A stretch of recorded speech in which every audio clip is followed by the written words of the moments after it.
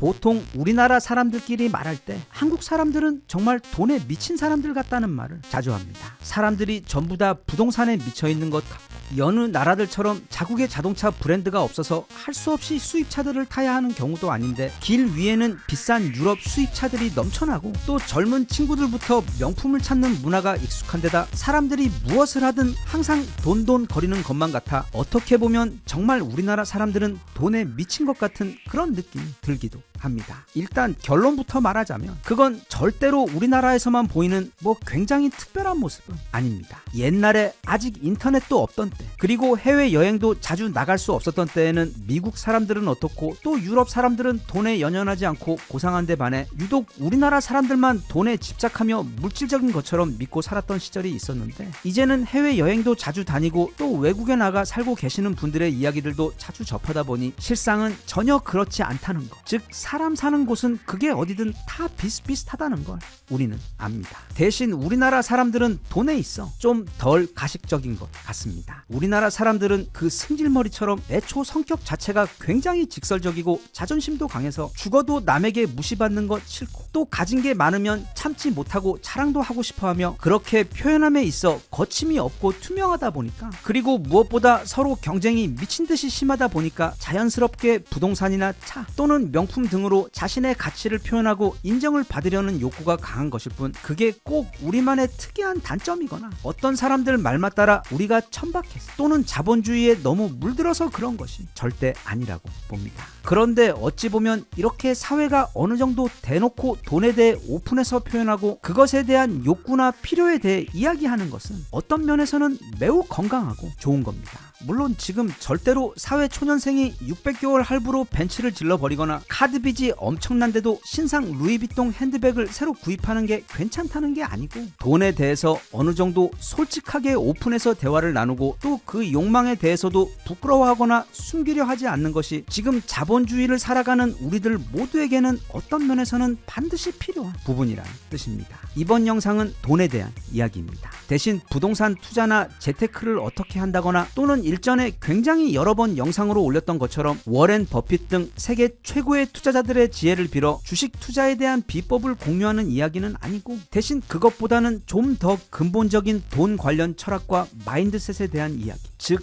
내가 어떤 마음으로 어떻게 이 돈이라는 것을 대해야지만 내게 더 많은 돈이 찾아올 수 있는지에 대한 이야기나 또 그 반대로 평소 내가 어떻게 하면 내게 올 돈도 도망가는지에 대한 그런 마인드셋에 대한 이야기를 해볼까 합니다. 먼저 여기 루이스 하우즈라는 사람이 있습니다. 지금 미국에서 굉장히 유명한 사람입니다. 원래 이 사람은 미국 미식축구의 최고 유망주였다가 선수 생활 중 큰 부상을 입어 운동의 꿈을 접어야 했던 것에 더해 갑자기 아버지까지 병으로 돌아가시는 바람에 평생 운동만 하다가 뒤늦게 갑자기 생활 전선에 뛰어들어 오랫동안 정말 온갖 고생을 한 끝에 지금은 더 스쿨 오브 그레이트니스라는 팟캐스트, 즉 우리가 잘 아는 레이 달리오, 게리 부이, 데이비드 고긴스 등 경제와 사업 영역은 물론 전 세계에서 가장 성공한 사람들이 출연해서 인터뷰를 하는 미디어 사업을 시작해 지금은 수천만 달러의 수익을 내고 있는 사업가로 아주 크게 성공한 사람입니다. 그는 자신이 겪었던 그 힘들고 무서웠던 가난의 시기 경험과 또 그 수많은 게스트들과의 대화를 통해 얻어낸 지혜와 통찰을 한 권의 책으로 엮어 자신처럼 아무것도 없던 사람이 스스로 경제적 자유를 얻는데 반드시 필요한 지혜들을 한데 모아 머니 마인드셋이라는 책으로 출간했습니다. 이 책에서 그가 전하고자 하는 내용 중 가장 도움이 된다고 판단되는 이야기들을 추려 여기 짧게 소개를 해볼까 합니다. 좋게 말하면 앞으로 더 많은 돈을 벌 수 있는 방법, 이걸 더 노골적이고 날 것으로 표현하자면 어떻게 하면 항상 돈 때문에 고민하며 사는 지금의 상태를 벗어날 수 있는지에 대한 이야기들입니다. 그 가장 첫 번째 방법은 이겁니다. 바로 돈에 대해 더 많이 이야기하라는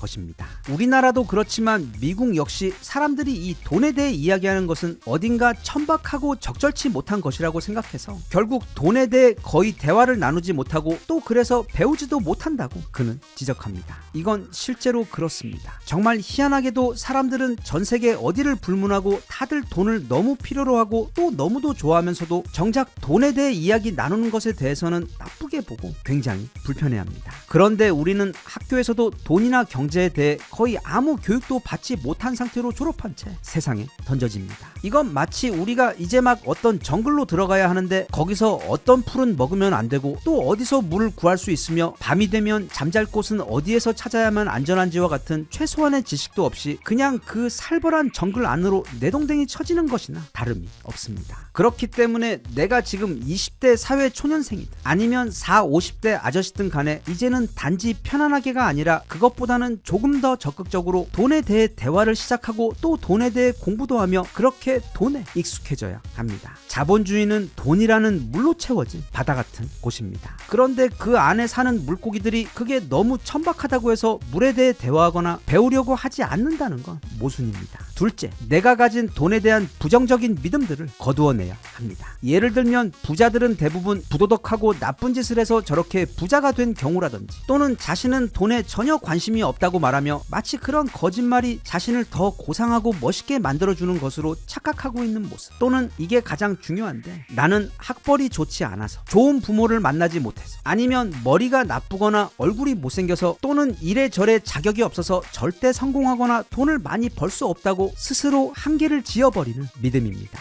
이게 해악이 가장 크며 또 실제로 손해도 가장 큰 정말로 잘못된 믿음입니다. 학벌로 성공하던 시절은 이미 예전에 공룡들이 멸종할 때쯤 벌써 끝났습니다. 그리고 우리나라의 경우는 좀 다르지만 외국의 경우 전체 부자들 가운데서 자수성가한 사람들이 대략 80%에 달할 정도, 그리고 그 가운데에는 굉장히 어린 친구들도 아주 많을 정도로, 그리고 40대 또는 50대 이상 된 분들도 은퇴 후 새로 시작해서 크게 성공하시는 사례들이 정말로 많을 정도로 세상이 아주 많이 변했습니다. 그러니 이런 이유 저런 이유 때문에 나는 안 된다는 또는 안 될 거라는 그런 부정적인 생각은 가장 먼저 버려야 할 믿음들입니다. 물론 시도하고 노력하는 모두가 다 성공할 수는 없겠지만 지금은 그 성공률이 인류 역사상 그 어느 때보다도 높고 또 그 방법 또한 이전에는 상상도 할 수 없을 정도로 다양하고 풍요로운 시대입니다. 그래서 이 시대에 태어나 사는 것을 감사하며 무엇보다 그 이점을 최대한 누리고자 마음을 먹어야 합니다. 그리고 셋째, 내가 생각하는 부유함에 대해 나름의 정의를 가지고 있어야 한다고 그는 말합니다. 대부분 사람들이 다 돈은 많이 벌고 싶은데 정작 그 돈을 벌게 되면 그래서 무엇을 하고 어떻게 살고 싶은지에 대한 생각은 거의 없습니다. 대부분 다 로또 같은 게 당첨되어 큰 돈을 벌게 되면 강남에 한강뷰 아파트 사고 롤렉스 사고 벤츠를 사는 것 정도밖에 사실 별 명확한 계획이 없이 대부분의 경우 그저 많은 돈을 벌고 싶어합니다. 그렇기 때문에 정확한 목표 액수도 없고 또 그래서 그 목표로 향하는 좋은 계획 또한 세우지를 못합니다.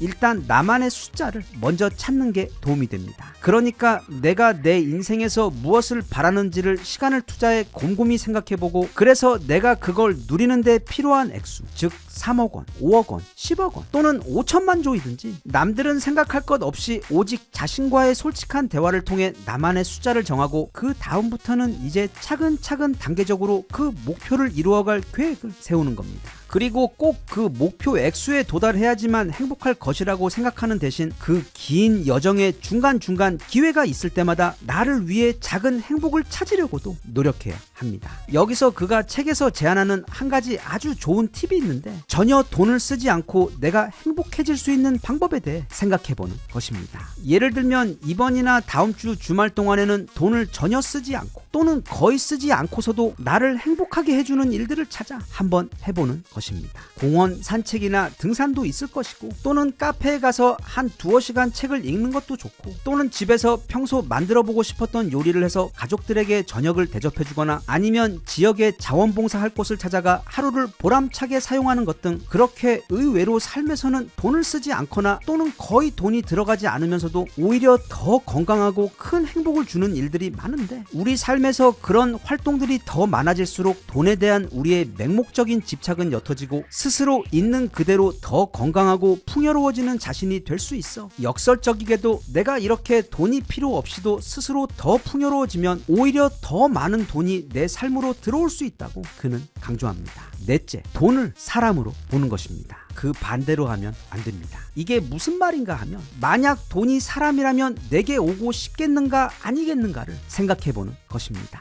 예를 들면 어떤 사람은 매일 돈에 대해 불평하며 조금이라도 돈이 들어오면 이번 달에는 이것밖에 벌지 못했다며 불평하며 그 돈을 화를 내며 사용합니다. 또는 어떤 사람은 돈이 들어오면 이미 카드 빚이 많은데도 당장 백화점으로 달려가서 신상 명품을 구입하거나, 또는 돈이 들어오는 대로 바로 도박판에 앉아 그 귀한 돈을 탕진을 해버립니다. 그런 경우라면 돈은 절대로 이 사람에게는 오고 싶지 않을 겁니다. 그 반대로 어떤 사람은 작은 돈이라도 들어오면 그 돈을 향해 내게 와주어서 정말 고맙다며 감사한 마음을 가지고 지폐 귀퉁이가 접힌 부분도 손으로 정성스럽게 펴서 지갑에 넣은 후 부족하지만 최대한 현명하게 그 돈을 알차게 사용하려고 노력합니다. 그리고 혹시 기회가 된다면 주변에 나보다 더 힘든 사람들에게 작은 도움이나마 나누기 위해 그 돈을 또 잘게 쪼개서 그들과 나눕니다. 이런 경우라면 돈은 더 많이 이 사람에게 찾아와 그가 그런 감사의 마음을 더 많이 더 자주 느낄 수 있도록 해주고, 또 그의 손을 통해 주변의 힘든 사람들에게 더 많이 도움이 될 수 있도록 친구들까지 끌어다가 찾아올 것입니다. 끝으로 그가 전하고 싶어하는 정말로 중요한 돈 관련 마인드셋은 바로 감사하는 마음을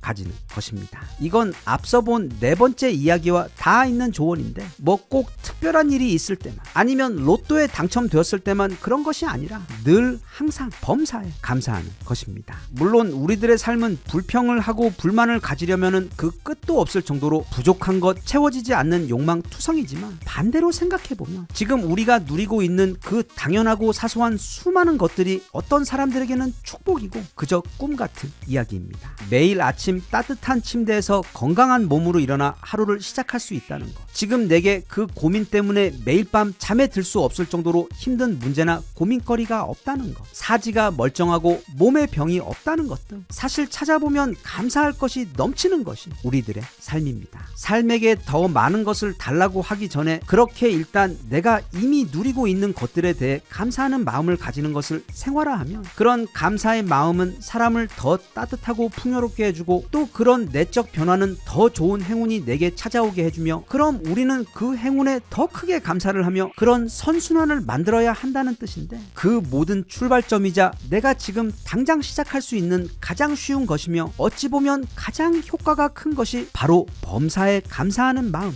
가지는 것입니다. 돈은 물론 우리 인생에서 너무도 중요한 것이지만 절대로 그게 가장 중요한 것이 되어서는 안 된다는 게 앞서 살아간 수많은 현인들의 공통된 가르침입니다. 하지만 돈은 풍요롭고 자유로운 삶을 살기 위해서는 가장 기본적으로 있어야 하는 피와 같은 것입니다. 그렇기 때문에 모두들 자신이 이 돈과 맺고 있는 관계에 대해서 언젠가 시간을 내어 곰곰이 살펴보는 시간을 가지실 수 있었으면 좋겠으며, 부자란 더 많이 가진 사람이 아니며 덜 필요로 하는 사람이라는 누군가의 말처럼 항상 내가 지금 가지고 당연하게 누리고 있는 것들에 대해 감사하는 마음을 가지는 습관을 들여, 물론 나중에도, 하지만 당장 지금부터도 더 풍요롭고 행복한 마음으로 살아갈 수 있었으면 좋겠습니다.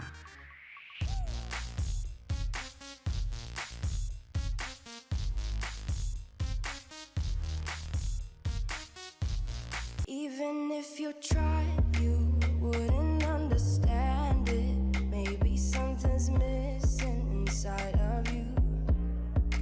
Just a bit of sugar to that horrid bitter. Maybe you taste different. 이미 전 세계 초등학생들도 다 알고 있듯이 우리나라는 면적당 전 세계에서 가장 많은 포를 가지고 있는 나라이며, 동시에 전 세계에서 가장 완성도가 높고 인기 많은, 그러니까 전 세계 자주포 수출의 약 70%를 장악하고 있는 우주 명품 K9을 생산하는 나라임과 동시에 지금 우크라이나에서는 155mm 탄 재고가 몇십만 발도 없어서 심각한 탄 부족 현상을 겪고 있는 상황에서, 그렇다고 독일이나 주요 유럽 국가들에서 지금 공장을 최대치까지 돌려봐야 1년에 채 20만 발도 못 만드는 그 귀하디 귀한 155mm 포탄을 무려 360만 발이나 창고에 쟁겨두고 있는 전세계 유일한 나라, 또 거기에 더해 105mm 포탄 역시 추가로 350만 발이나 있어 사실상 혼자서 3차 대전도 치를 수 있을 만큼 매우 과한 수준의 포탄 재고를 가지고 있는 나라에 더해 그 활용 정점으로 무려 탄두가 8톤에 달하는 사실상 전술 핵으로 분류되는 전세계 최대 가분수 변태 재래식 미사일까지 갖추고 있는 굉장히 이상한 나라가 바로 우리나라입니다. 의사들의 말에 의하면 우리나라 포방부가 겪고 있는 이 엄청나게 슬픈 불치병인 후천성 만성 화력 부족 증후군의 경우 결국 마지막 단계인 핵무기를 품에 넣어야만 그 치료가 가능한 상황이라 더 많고 더 강력한 포탄을 향한 이 화력 강박증은 거의 영원히 멈추지 않을 것으로 보이는데, 그런 상황에서 최근 우리나라는 안 그래도 세계 최강인 우리 K9 자주포의 전투력을 비약적으로 늘리기 위해 무려 제트 엔진 기술을 탑재한 신형 포탄을 개발하기 이르렀습니다. 즉 포탄을 화약에 쏴서 그냥 멀리 날리는 게 아니라 아예 포탄을 소형 제트 미사일로 만들어서 현재 약 40km인 사거리를 최대 120km까지 늘리는 작업을 지금 또 연구실에서 뚝딱뚝딱 개발 진행 중에 있어 그 놀라운 괴물 램제트 포탄 이야기 함께 알아보겠습니다. 그 전에 먼저 매우 유용한 인터넷 보안 관련 이야기 잠깐 듣겠습니다. 이 영상은 서프샤크의 지원으로 제작되었습니다. 굳이 따로 그 중요성을 설명할 필요도 없이 요즘처럼 보이스피싱과 같은 사회 문제가 일상화된 시대에는 스마트폰 사용에 있어 다른 무엇보다 보안이 가장 중요합니다. 그래서 요즘에는 많이들 이 VPN이라는 보안 서비스를 사용하고 있는데, 쉽게 말해 나와 인터넷 사이에 한 겹의 안전망을 만들어 주어서 내 정보가 외부로 나갈 때 그걸 암호화해서 내 개인 데이터가 외부에 노출되거나 추적되지 않도록 안전하게 보호해주고, 또 반대로 외부로부터 바이러스가 내 핸드폰이나 컴퓨터로 쉽게 들어오지 못하도록 해주는 기술로, 이 VPN은 요즘에는 기업들은 물론 개인들까지 굉장히 많은 사람들이 사용하고 있는 매우 일반적인 인터넷 보안 서비스입니다. 이 VPN은 사용하는 것도 아주 간단해서 그냥 핸드폰에 설치하기만 하면 그 VPN을 통해 전 세계 100개국에 있는 무려 3,200개 이상의 서버들을 이용해 내가 인터넷에 접속할 때 내 IP, 즉 내 온라인 지문을 완전히 다른 것으로 만들어 주어서 일단 아무도 내 인터넷 활동을 추적할 수 없도록 만들어 주고, 또 거기다가 내 IP가 완전히 다른 것으로 바뀌다 보니 평소에는 이런저런 국가적 제약에 막혀 들어가지 못했던 외국의 다양한 사이트들도 이 VPN을 통하면 제약 없이 마음껏 들어갈 수 있도록 해줍니다. 이미 서프샤크 VPN에 대해서는 전에도 여러 번 소개를 해드렸기 때문에 벌써 많이들 사용하고 계실 텐데, 혹시 이 서프샤크 VPN에 대해 아직 모르고 계셨던 분들은 아래 고정 댓글에 링크로 들어가 서프샤크 VPN에 대한 더 많은 정보와 혜택들도 직접 확인하시고, 또 결제 시 surfshark.com/phd로 들어가셔서 쿠폰 코드 PHD를 입력하시면 추가 4개월 무료 서비스 혜택을 누리실 수 있는 것에 더해 서프샤크 VPN은 구매 후 30일 이내 언제든지 무료 취소가 가능하기 때문에 부담 없이 알아보시길 바랍니다. 그러니까 지금 하나와 풍산 그리고 국방부는 말하자면 기존의 우리 155mm 포탄을 미사일로 바꾸는 작업 진행 중에 있습니다. 여기 이렇게 생긴 신형 포탄인데, 이게 K9에서 발사된 직후 공중에서 마치 제트기에 달린 그 엔진과 똑같은 원리의 강력한 제트 엔진을 가동해서 순간 최대 거의 마 3 이상의 속도를 내며 120km 밖에 있는 적을 정확하게 타격할 수 있는 것이 바로 이 신형 램제트 포탄입니다. 그러니까 포탄이 사거리가 120km가 된다는 것은 더 이상 포탄이 아닌 사실상 자주포에서 발사되는 소형 미사일로 분류되는 수준이 됩니다. 게다가 이게 휴전선에서 북쪽으로 쏘게 되면 현재 북한군이 보유한 자주포들의 최대 사거리가 대략 30km가 채 안 되기 때문에 전 세계에서 가장 많다는 3,000문이 넘는 포들, 그 중에서도 세계 최강 K9 계열의 자주포들만 해도 거의 2,000문 가까이 되는 엄청난 수량이기 때문에 이 포들을 모두 안전한 후방에 위치해 놓고 유사시 북쪽으로 일제히 발사를 하게 되면 우리 군은 전혀 피해를 받지 않고 또 공군 전력도 출격시키지 않는 상태에서 휴전선부터 평양 코앞까지 그 사이에 있는 모든 북쪽 땅을 거의 미터 단위로 모두 자갈밭으로 만들어 버릴 수가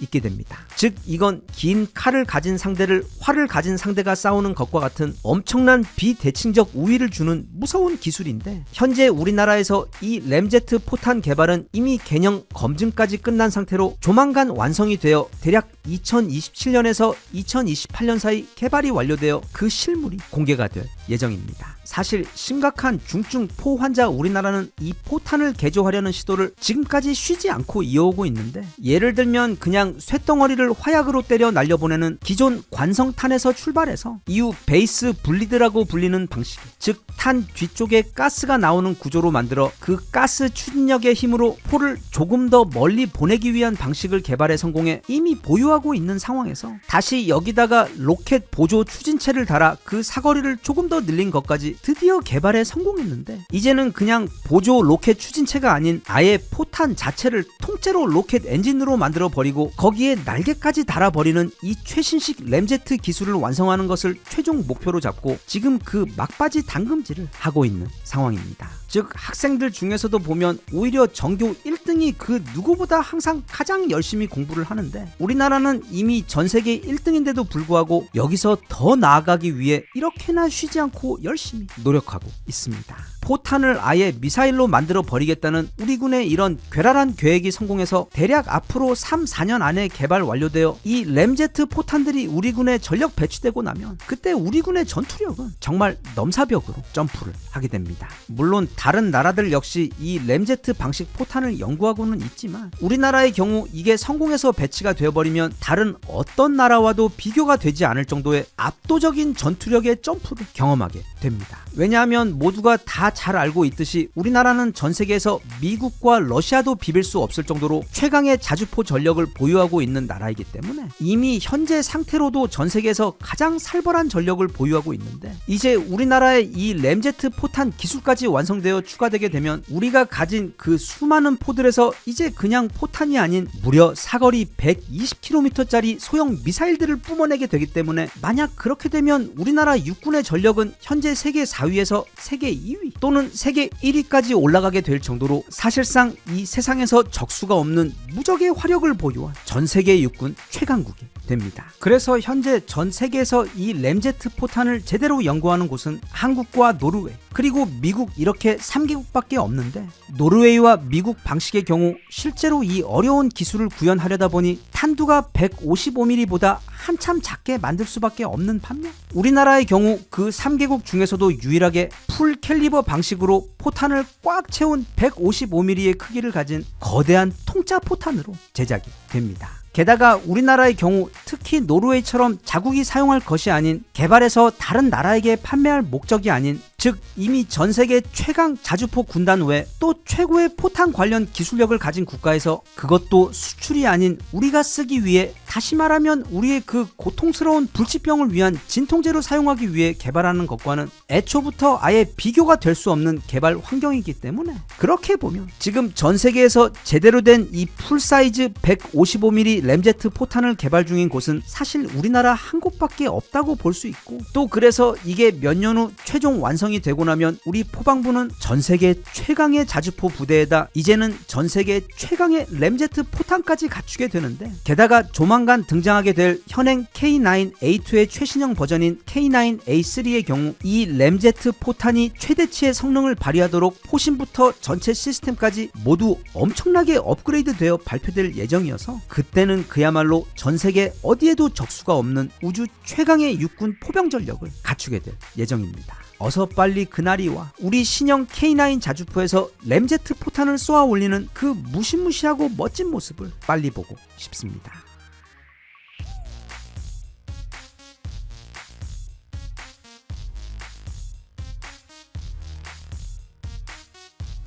Even if you tried, you wouldn't understand it. Maybe something's missing inside of you.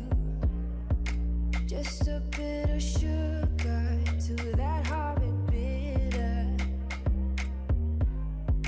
Maybe you taste different. 곧 있으면 경주에서 에이펙 정상회담이 열립니다. 이 자리에서 아주 많은 대화들이 오가고 또 그래서 수많은 중요한 결정들이 내려질 것이며 또 전 세계가 깜짝 놀랄만한 일들 또한 적지 않게 있을 예정입니다. 물론 최근 트럼프와 우리나라는 그 관세 문제 때문에 굉장히 시끄러운 상황이긴 한데 그래서 만약 트럼프가 이번에 한국과의 관세 협의를 성공적으로 마무리를 하지 못하게 되면 또는 어떤 형태로든 에이펙에서 좋은 그림을 만들어내지 못하면 지금 안 그래도 유럽, 일본, 한국 전 세계 어디 할 것 없이 심지어 자국 내에서도 엄청나게 욕을 먹고 있는 트럼프는 심각한 위기에 빠지게 되고 그것도 백악관 안방에서 하는 것도 아닌 전 세계인들이 모두 보는 에이펙 회담에서 진행되는 사실 굉장히 큰 정치 이벤트이기 때문에 트럼프는 반드시 이번에 좋은 그림을 만들어내야 합니다. 다시 말하면 트럼프에게는 지금 자신이 그동안 만든 그 수많은 문제들의 구덩이에서 빠져나오기 위한 어떤 커다란 돌파구가 반드시 필요한 상황인데 이번 에이펙 정상회담이 그에게는 둘도 없는 기회인 것입니다. 그런데 다들 알다시피 우리나라 외환 보유고의 사실상 80% 가까이나 되는 돈을 어찌 보면 제대로 된 명분도 없이 그냥 달라고 하는 상황이다 보니까 게다가 지금 미국에게 이 한국이라는 나라는 안보부터 반도체 그리고 조선업 등 거의 모든 면에서 현재 전 세계 그 어떤 나라보다도 가장 필요하고 중요한 나라임에도 불구하고 최근까지 트럼프는 한국과의 관계가 매우 순탄치 않은 상황인데 그래서 트럼프는 이번에 한국에게 예를 들면 한국의 핵 원료 재처리 제재를 풀어주어 한국이 앞으로 자체 핵무장을 할 수 있는 길을 슬며시 열어주는 것과 같은 사실은 마치 소설 같은 정말 말도 안 되는 수준의 혜택을 제시해야만 이번 에이펙 협상이 그가 원하는 그림으로 풀릴 수가 있을 것 같은데 정말 놀랍게도 지금 워싱턴은 그 예상에서 한치도 벗어나지 않는 방법 즉 이번 에이펙 회담에서 한국의 핵 원료 재처리 제재를 깜짝 풀어주는 궁극의 필살기를 돌파구로 준비하고 있는 것으로 알려졌습니다. 네, 지금 이건 실제 상황입니다. 미국은 이번 회담에서 관세 협상 마무리를 하는 과정에서 한국의 사용 후 핵 원료 재처리 관련 제재, 더 정확히는 현재까지 미국과 한국이 유지해온 123 협약의 핵심 내용들을 수정하여 앞으로 한국이 우라늄 등 사용한 핵 원료들을 재처리하여 사실상 핵무기를 자체 보유할 수 있는 길을 열어줄 것으로 전망되고 있습니다. 즉 지난 1972년 체결된 123 협약에 따르면 한국은 미국의 동의 없이는 재처리 우라늄 농축 활동을 독자적으로 할 수 없다라고 명시되어 있는데 그래서 현재 미국, 프랑스, 중국 그리고 러시아 다음으로 무려 세계 5위로 많은 원자력 발전 설비를 운영하고 있는 우리나라는 당연히 그 많은 원자력 발전소에서 사용하고 남은 엄청난 양의 핵 원료들 즉 다시 재처리하기만 하면 고농축 우라늄 및 플라토늄 추출이 가능해 핵무기의 원료로 사용할 수 있는 엄청난 양의 재료가 쌓여있는 나라이기 때문에 이제 우리가 그 핵 원료들을 재처리할 수 있게 되면 어마어마한 양의 플루토늄 등 핵무기의 원료들을 자체적으로 생산 및 확보할 수 있게 됩니다. 참고로 앞서 나열한 세계 5위권 핵 역량 대표 국가들 1위부터 시작해서 미국, 프랑스, 중국 그리고 러시아와 우리나라 중에서 지금 핵무기를 가지고 있지 않은 나라는 우리나라가 유일합니다. 다시 말하면 핵 역량은 세계 최고 수준인데 우리만 그동안 이 123 협약에 묶여 있어 핵무기를 만들 수가 없었던 것입니다. 그런데 이번에 트럼프는 미국이 한국과 지난 수십 년간 유지해온 그 123 협약을 수정해서 앞으로 우리가 미국의 동의 없이 자체 핵 원료 재처리를 진행할 수 있도록 해줄 것이라는 게 지금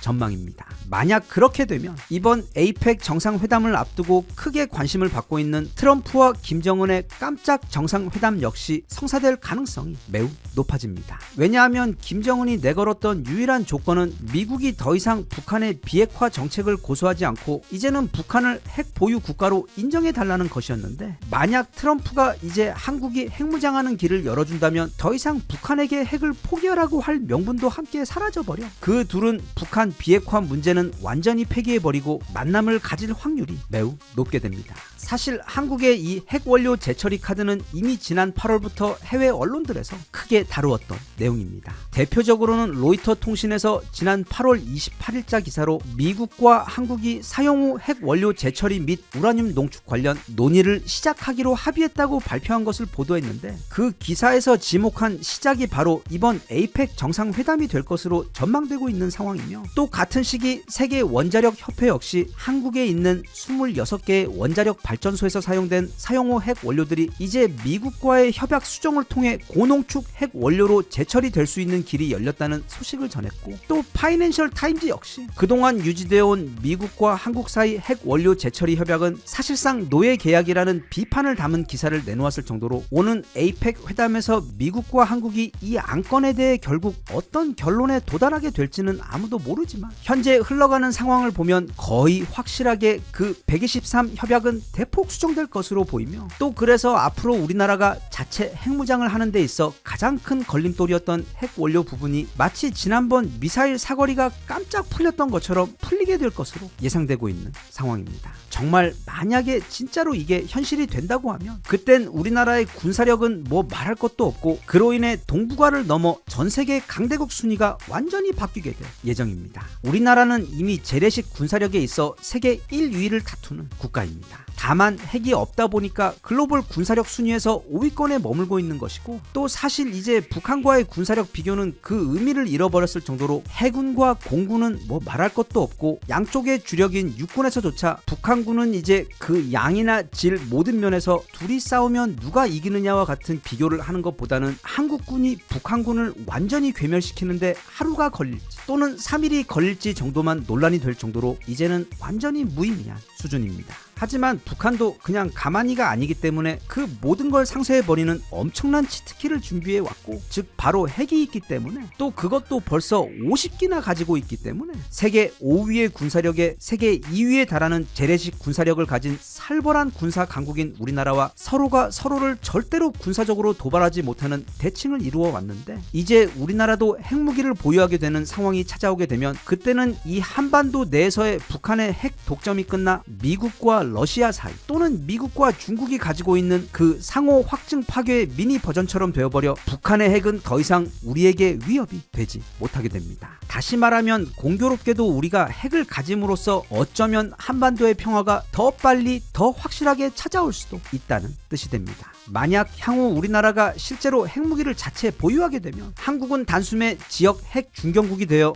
미국, 러시아, 중국과 맞먹는 원조 군사 초강대국에서 이제는 거기에다 핵까지 가져버려. 이미 핵은 가지고 있지만 상대적으로 재래식 군사력은 우리보다 훨씬 뒤처지는 프랑스나 영국 같은 기존의 군사 강국과의 격차도 정말 엄청나게 벌어져 버리게 되는데, 그런 군사력의 엄청난 점프는 국제사회에서 한국의 목소리가 엄청나게 커질 수 있는 변화를 가져올 수밖에 없습니다. 뭐 이번 회담에서 그 123 협약이 수정된다고 해서 막 내년부터 우리가 핵무기를 만들어낼 수 있는 그런 건 물론 아니지만 천리길도 한 걸음부터라고. 그럼에도 불구하고 지난 1972년 11월 24일 처음 체결되어 지금까지 유지되어 오며 대한민국의 자체 핵 개발 시도에 가장 강력한 족쇄가 되어 왔던 한미 123 협약이 이번에 처음으로 개정을 하게 되었다는 것은 그 의미가 너무도 크고 중요하기 때문에 부디 이번에 미국과 우리 협상단의 이야기가 잘 풀려 되는 것도 없고, 하지만 동시에 안 되는 것도 없는 우리 트럼프 대통령이 마치 지난번 우리 미사일 사거리를 깜짝 풀어주었던 것처럼 이번에도 우리를 위해 커다란 선물을 줄 수 있기를 혼자 기대합니다. 그래서 세계 최강의 미사일 기술부터 잠수함 기술까지 핵 투발 및 운용 기술력에 있어서 이미 세계 최고의 플랫폼을 넘치도록 갖추고 있는 우리나라가 그리 멀지 않은 날 우리만의 자체 핵무기를 가지게 돼요. 이제는 핵 보유국들까지 포함 그 누구도 우리나라를 함부로 넘보지 못하는 날이 빨리 찾아오기를 진심으로 기원하며, 더 중요하게는 드디어 그 꿈에 그리던 끝판왕 보스급 무기를 손에 넣게 되어 지난 70년간 알아왔던 우리 국방부의 그 고통스러운 불치병인 후천성 나만 없어 핵무기 병이 치료가 되어 이제는 화력 걱정 없이 매일 밤 편안하게 두 발 뻗고 행복하게 잠들 수 있게 되었으면 좋겠습니다.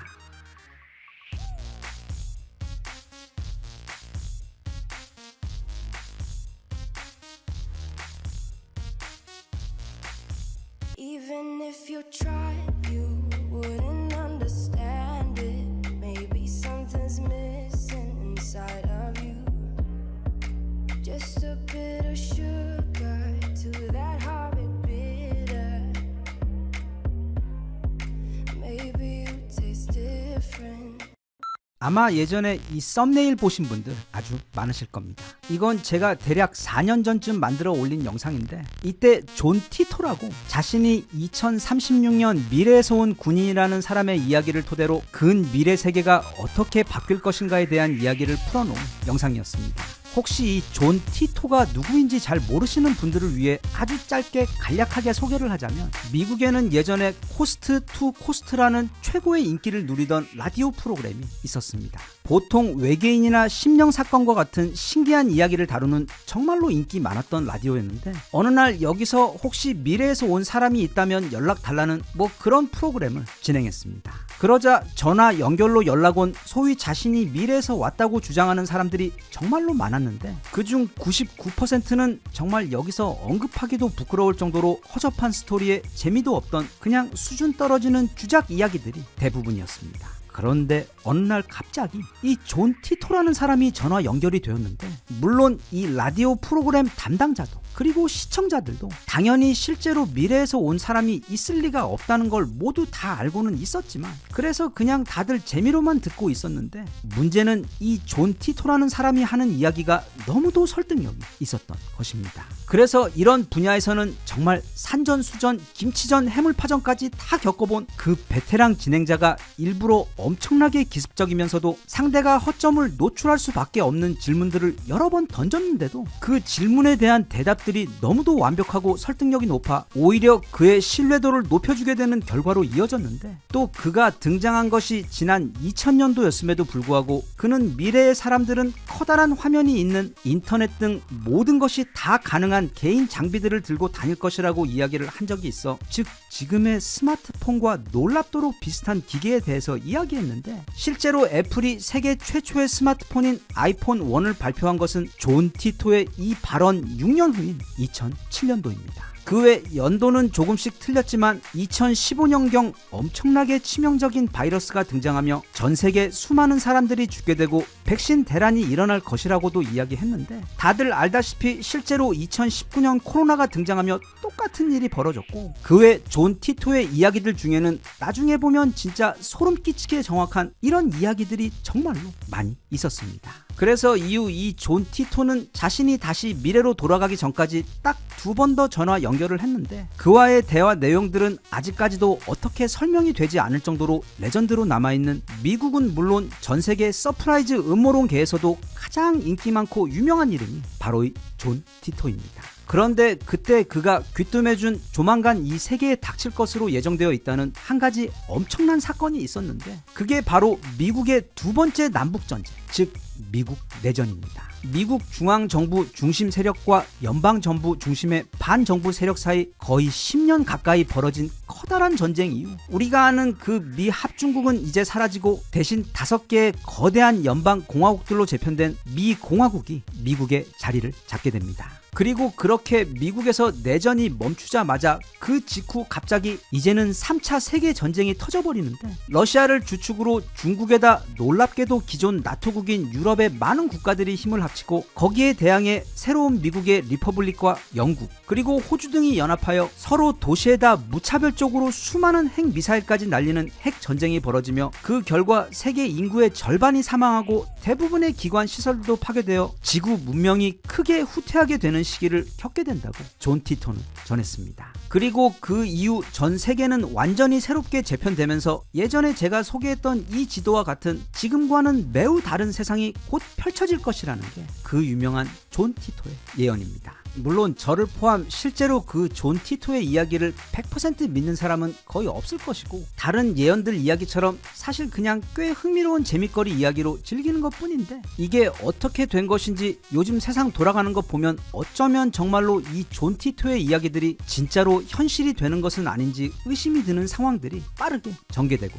있습니다. 그리고 그 가장 대표적인 게 바로 미국 본토에서 발생한다는 그 심각한 내부 분열과 갈등 상황입니다. 지금부터 하는 이야기는 특히 트럼프의 등장 이후 그 안과 밖으로 급격하게 변하고 있는 미국의 위상과 세계 속에서의 위치, 그리고 정말 그 극단으로 치닫고 있는 미국 내부에서의 분열을 들여다보고 그 배경과 앞으로의 전망을 살펴보는 내용인데, 우리나라에서 어쩌면 가장 유명한 미국 관련 강연자이자 벌거벗은 세계사 시리즈 최다 강연자이신 김봉중 교수의 책 위험한 미국사의 내용을 바탕으로 들어보는 이야기입니다. 일단 김봉중 교수는 물론 지금 전 세계인들 모두가 어쩌면 다 같은 마음이겠지만, 트럼프의 등장과 함께 시작된 미국의 행보에 너무도 크게 놀라고 우려하고 있습니다. 그리고 그 결말도 결코 좋지 않을 것이라고 예상하는 것에 더해 이미 미국은 더 이상 예전의 미국이 아니라고 지적하고 있는데, 그가 바라본 이 트럼프라는 인물의 핵심은 바로 분열입니다. 그는 미국 내 오랫동안 뿌리 깊게 존재해온 여러 가지 갈등을 정치적으로 이용해서 어떻게 보면 그 분열과 싸움을 조장하여 지금 그 자리에까지 오른 사람이라고 교수는 지적합니다. 물론 우리나라도 경상도, 전라도, 그리고 요즘에 와서는 특히 정치적으로 양쪽으로 나뉘어져서 갈등과 대립이 엄청 심한데 더해 또 거기다가 막 남자와 여자, 성별과 세대까지 그 분열과 싸움이 번져 정말 시끄럽기는 한데, 그 모든 것들이 미국에 비하면 아무것도 아닙니다. 미국은 일단 그 탄생 자체가 이민자들로 이루어진 일명 멜팅팟 국가로 수많은 국가들로부터 전 세계 모든 인종들이 모여들어 다들 그 나라의 주인으로 나름의 뿌리를 내리고 있는 국가인데 더해 또 오늘날 그 50개 연방주들은 사실상 예전에는 모두 다 각자 독립적인 국가나 다름없던 곳들이 하나로 합해져서 지금의 미국을 이루고 있는 상황에서 결정적으로 과거 링컨 시절에는 그 많은 주들이 이제는 남과 북으로 편을 나누어서 정말 살벌한 거대한 내전을 치른 후 결국 북부가 승리하며 간신히 봉합이 되어 이후 하나의 국가로 유지되며 잘 지내오고는 있지만 여전히 미국은 남과 북 그리고 각자의 주들이 가지고 있는 정체성이 지금도 매우 뚜렷하고 강한 국가입니다. 거기에 더해 유럽에 뿌리를 두고 있는 초기 미국 백인 이민자들은 이후 남미나 아시아에서 온 이민자들을 바라보며 자신들이야말로 이 미국의 진짜 주인이라는 미묘한 선민의식도 강하게 깔려 있어 앞서 말한 그 모든 갈등과 대립의 바탕 위에 백인과 이민자 사이의 인종과 민족적인 갈등까지 더해져 사실 정말 이 미국이라는 나라가 지금까지 이렇게 완벽하게 구동하며 운영되어 온 것이 신기할 정도로 나라 전체의 갈등과 분열의 요소들을 엄청나게 많이 품고 있는 나라입니다. 그런데 트럼프는 이렇게 미국 내 존재하는 그 수많은 갈등의 요인들 가운데 백인 보수주의자들을 중심으로 국내 다른 이민자들과 또 밖으로는 중국 외 다른 나라들을 적으로 돌리며 일종의 혐오와 적개심을 극대화시켜 그 갈등을 동력으로 지금 그 자리에 오른 것이라는 게 교수의 설명입니다. 그런 트럼프 때문에 지금 미국은 과거 팍스 아메리카나라고 불렸던 그 평화의 시절의 종말을 경험하고 있습니다. 미국은 원래 고립주의 국가였습니다. 그도 그럴 것이 미국은 전 세계에서 가장 비옥한 땅을 그것도 중국이나 러시아에 맞먹을 정도로 어마어마하게 가지고 있는데다 또 미국 내에서 나는 천연자원 또한 너무도 풍부한 것을 넘어 가장 중요하게 그 거대한 태평양 때문에 사실상 거의 섬이나 다름없어 외국의 침공이 사실상 거의 불가능한 천연 요새의 국가였기 때문에 그냥 자기들끼리 잘 먹고 잘 살기로 하고 대신 국제 싸움이나 정치 또는 심지어 세계 전쟁에도 참여하지 않고 오직 경제적으로만 교류하며 행복하게 살기로 했던 나라였습니다. 그래서 실제로 미국은 20세기 후반부터 21세기 초반까지 엄청난 성장을 거듭하며 심지어 원조 초강대국 영국을 넘보는 세계에서 가장 부유하고 강력한 국가로 성장했는데 그런 와중에서도 세계 1차 대전 때도 끝까지 개입하기를 꺼려했고 또 2차 대전 때도 끝까지 버티다가 결국 가장 마지막에 참전하며 최고의 승전국이 되었을 정도로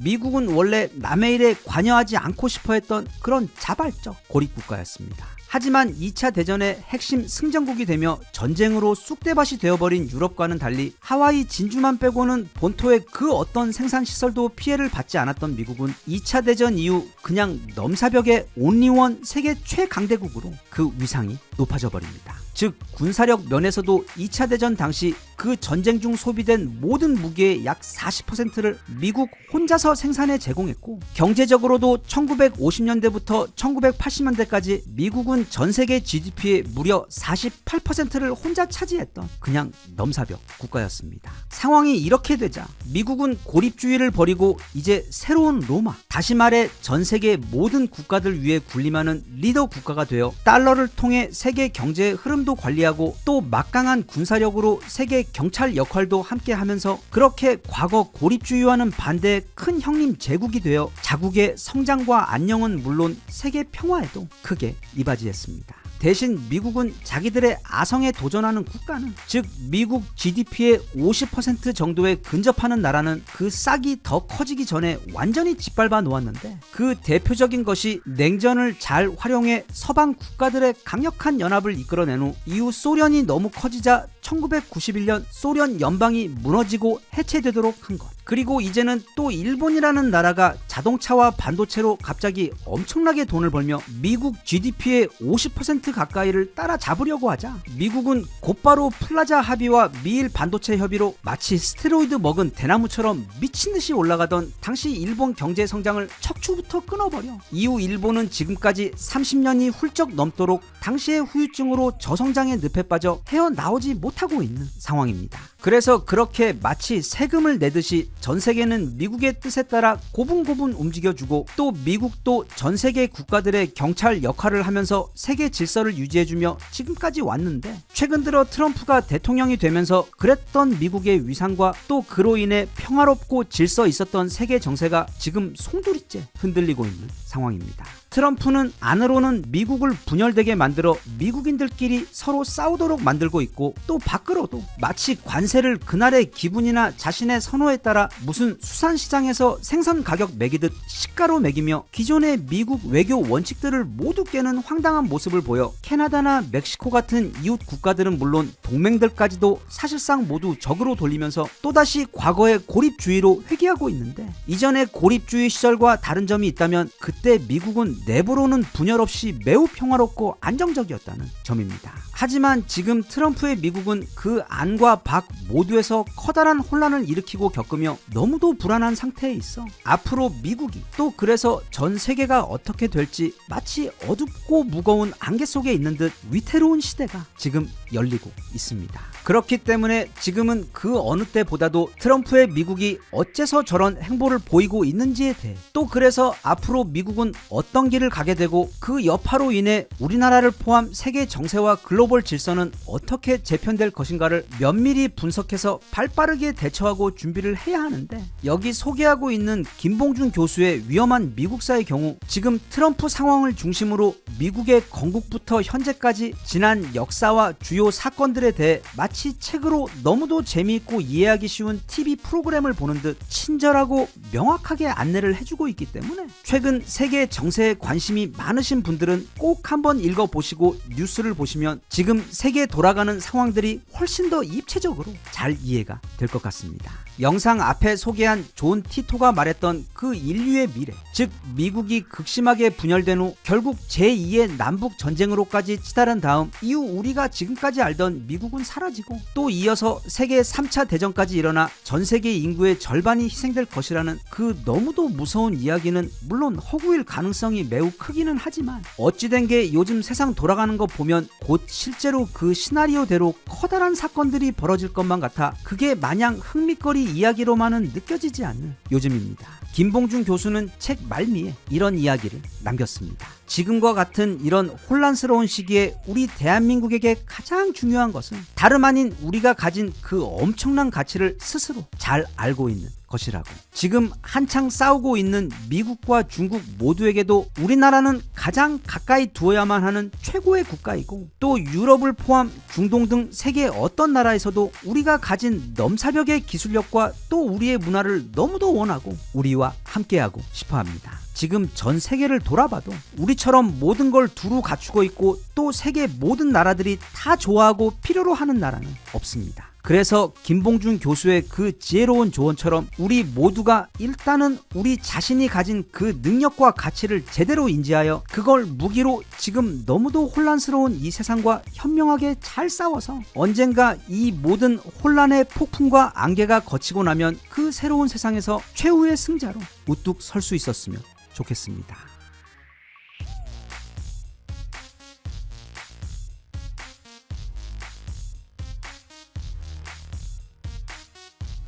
Even if you tried, you wouldn't understand it. Maybe something's missing inside of you. Just a bit of sugar to that horrid bitter. Maybe you taste different. 얼마 전 어떤 외국분께서 한국에 사다리차 쇼츠를 한 편 올리셨는데 그게 거의 2천만 뷰나 나올 정도로 엄청난 인기를 끌었습니다. 사실 한국의 이사 시스템 중에서 외국인들이 가장 놀라는 부분이 바로 사다리차입니다. 외국의 경우 대부분이 저층이라 보통 사람들이 물건을 들고 직접 옮기기 때문에 보기 매우 힘든 광경이지만, 우리나라의 경우 거의 모두가 다 아파트에 살고 있어 때로는 종종 20층이 넘어가는 엄청난 높이까지 너무도 가늘고 긴 사다리가 연결되어 그 위로 정말 아슬아슬하게 무거운 가구와 짐들이 오르내리는 광경은 물론 우리 입장에서야 이걸 어릴 때부터 수도 없이 봐와서 별 감흥이 없겠지만, 이걸 처음 보는 외국인들의 경우는 엄청나게 놀라고 합니다. 가장 효율적이고 빠른 속도로 이사가 가능한 방법, 즉 우리 한국인들의 적성에 가장 만족스럽도록 이삿날 일처리를 빠르고 효율적으로 할 수 있도록 해주는 이제는 절대로 없어서는 안 되는 귀한 문화입니다. 모두가 잘 알다시피 우리나라가 예전부터 가장 유명한 것이 바로 빨리빨리 문화입니다. 이건 외국인들이 한국에 오면 제일 먼저 느끼게 되는 부분이기도 한데 실제로 그건 분명 어젯밤에 자기 전에 주문했는데 오늘 새벽에 이미 배송이 와 있는 좀 너무 심하게 빠른 우리나라의 택배 서비스나 또 그 택배 역시 반품을 하려고 접수하고 밖에 내놓으면 불과 반나절 만에 택배 요정이 가져가 버리는 것에서 잘 알 수 있듯이 또는 다른 나라 전차들의 경우 주문하면 보통 빠르면 5년에서 10년도 걸리는 것을 우리나라 전차와 자주포들은 주문이 들어오는 동시에 이미 몇 개월 후 그 첫 인도분이 현지에 배달이 되는 등 우리나라는 그게 택배든 무기든 물건 제작이든 가리지 않고 그게 뭐든 전 세계에서 가장 빠릅니다. 그런데 여기에는 또 한 가지 매우 중요한 부분이 있습니다. 우린 빠르기도 빠르지만 그 일처리나 만드는 물건의 퀄리티도 최고입니다. 즉 우린 그저 급하게 서둘러 빠르게만 뭘 하는 게 아니라 모든 일을 최대한 효율적으로 하여 그 만족도를 최대치까지 높여야만 직성이 풀리는 그런 사람들입니다. 그렇게 속도와 효율 그리고 일 마무리의 퀄리티까지 무엇 하나 놓치기 싫어하는 욕심쟁이 우리 한국인들의 성향이 가장 두드러지게 나타나는 분야가 한 곳 있는데 그게 바로 이사 서비스입니다. 참 우리처럼 이사 많이 하는 나라도 없을 겁니다. 다른 나라의 경우 예를 들면 대표적으로 미국의 경우 이사를 할 때 직접 박스를 구입해 짐을 일일이 다 싸고 트럭을 빌려 운전까지 해야 하는 등 그 과정의 처음부터 마지막 정리까지 모든 걸 다 직접 해야 합니다. 물론 거기에도 이런 걸 해주는 업체들이 있기는 하지만 그 비용이 대략 약 450만 원 정도 하기 때문에 이미 이것마저도 너무 높아서 엄두가 나지 않는데 여기에다 또 우리나라처럼 완벽하게 이사를 하려면 패킹 서비스 업체를 따로 골라야 해서 그것 역시 약 150만 원 가량 추가로 들어가고 또 그게 장거리 이사일 경우에는 적게는 600만 원에서 많게는 최대 3천만 원까지 추가 비용이 붙어 미국에서 한번 이사를 한다는 것은 너무도 힘이 들고 비싼 커다란 일입니다. 그런 미국에 비해 우리나라에서 받는 이사 서비스는 약간 거짓말처럼 편하고 저렴하며 모든 부분에서 완벽합니다. 우리는 그냥 몸만 이동하면 될 뿐 단지 집만 옮겨지는 게 아니라 우리의 삶이 그대로 완벽하게 새 집으로 옮겨지게 되는데 이 모든 게 바로 한국의 전매 특허인 포장 이사 시스템 덕분입니다. 다들 경험이 워낙 많으셔서 잘 아시겠지만 한국에서의 이사는 대략 이렇게 진행이 됩니다. 이삿날이 되면 아침 일찍 건장한 성인 남성분 4-5분께서 집으로 방문하신 후 각각의 플라스틱 바구니 안에 집에 있는 물건들을 뽁뽁이 같은 걸 사용해 한 개 한 개 꼼꼼하고 정성스럽게 담아주십니다. 그리고 이 모든 패킹 작업이 정말 엄청나게 빠르게 진행이 되는데도 가구나 물건에 스크래치 하나 나지 않을 정도로 깔끔하게 포장이 된 후 그 다음에 그 짐들을 모두 다 커다란 트럭 안으로 차곡차곡 채워 넣은 다음 이제 그 트럭은 새 집으로 이동을 합니다. 보통 이때가 점심시간쯤 되어서 이사회사 아저씨들도 또 우리들도 이때 이동을 하며 간단하게 점심을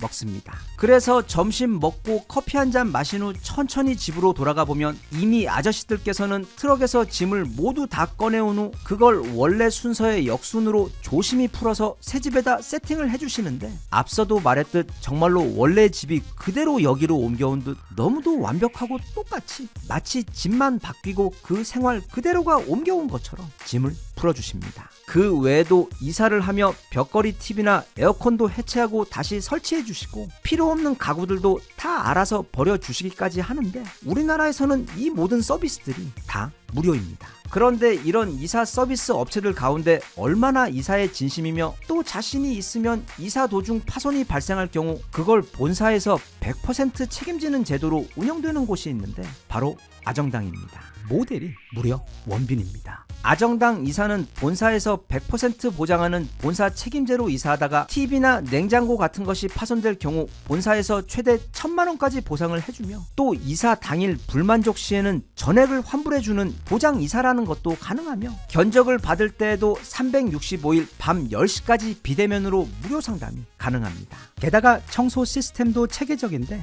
일단 고온 스팀 초강력 살균기로 바닥부터 천장까지 소독을 해준 다음 마루나 카페트 같은 곳들도 다 전문 장비를 사용해 청소를 해준 후 그렇게 청소를 받은 후 이후 3일 동안은 미흡한 부분이 있다면 다시 방문해 AS를 해주는데 놀랍게도 이 모든 것이 다 무료입니다. 그러니 앞으로 이사 계획이 있으신 분들은 이 아정당 이사 청소 잘 기억해 놓으셨다가 꼭 이용해 보시길 추천드립니다. 그리고 아정당과 지원금 이야기를 좀 더 해보자면, 우리가 보통 이사를 하면 약정이 끝난 정수기나 가전 또는 인터넷을 새로 설치하는 경우가 많은데, 이때 주의할 점이 한 가지 있습니다. 바로 현금 사은품을 최대로 받아내는 것입니다. 그런 면에서 앞서 소개한 아정당의 경우 전국 가입자 수로 1위로 최대치의 현금 사은품 지원이 가능하고, 만약 다른 곳보다 그 혜택이 적으면 그 차액의 120%를 보상해 주기까지 합니다. 그리고 그 모든 신청이 그냥 전화 한 통이면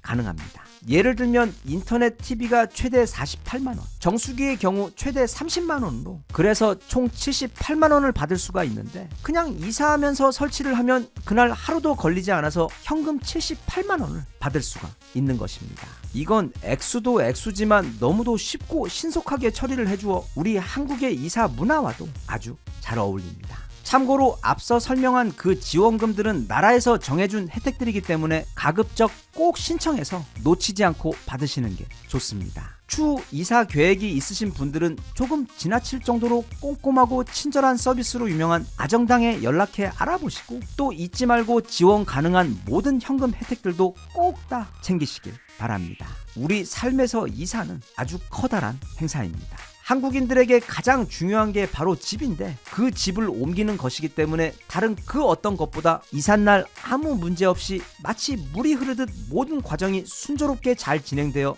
무엇보다 가족들이 기분 좋게 이사를 마치는 게 가장 중요합니다. 그런데 너무 감사하게도 우리는 전 세계에서도 가장 완벽한 이사 시스템이 존재하는 곳, 가장 저렴하고 가장 빠르며 또 가장 스트레스 없이 이사를 할 수 있는 대한민국에 살고 있는 덕분에 그 혜택을 온전히 누릴 수 있기 때문에 늘 당연하게만 생각되던 그 부분이 우리 삶에서 사실은 얼마나 고마운 부분인지 한 번씩 생각해보고, 그런 면에서 여기 아정당이 제공하는 서비스의 퀄리티는 그 중에서도 가장 믿을만하기 때문에 다음에 이사하실 때 꼭 한번 알아보시고 다들 깨끗한 새 집에서 아주 기분 좋게 새 출발하실 수 있기를 바랍니다.